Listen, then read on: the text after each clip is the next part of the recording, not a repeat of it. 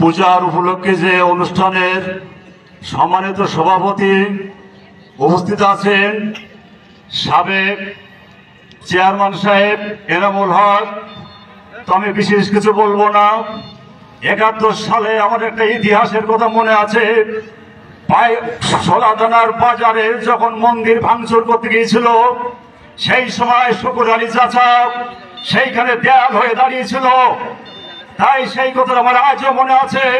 তাই ৫ নম্বর সোলাদানা ইউনিয়নে এনামুল ভাই আছে, আমরা আছি। আপনার সবাই হাত তুলে বলুন এনামুল ভাইয়ের পক্ষে আমরা আছি কিনা।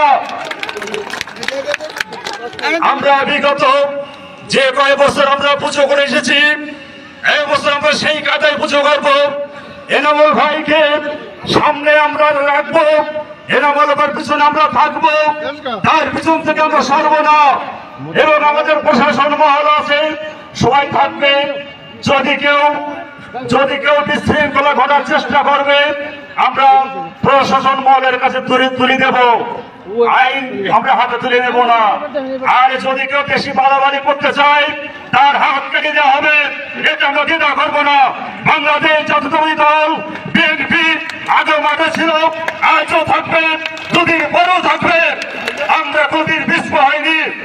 আইকেশার মাঠে থেকে অনেক আমরা দেখেছি, রং মাখা নেতা আমরা অনেক দেখেছি। আজকে তারা কোথায় চলে গেল? লাজ কোটে পালিয়ে গেল। বাংলাদেশের আওয়ামী লীগকে কোথায় রেখে গেলেন? এখনো পর্যন্ত আপনারা শেখ হাসিনাকে বলতে পারেন না। আপনারা ভুলে যান, আমরা আপনাদের পাশে থাকবো, আমাদের পাশে আপনারা আসেন।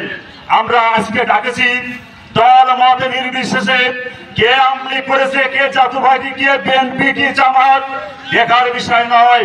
হিন্দু, বৌদ্ধ, খ্রিস্টান প্রত্যেকে ধর্ম করার অধিকার সবাই আছে। তাই আমরা হিন্দু, বাংলাদেশে যে হিন্দু আছি, হিন্দু মুসলমান, আমরা যেন মিলেমিশে পূজা করতে পারি, এই আশাবাদ রাখতে হবে। আমি আমার সংক্ষিপ্ত বক্তব্য আমি এখানে শেষ করছি। সবাইকে ধন্যবাদ।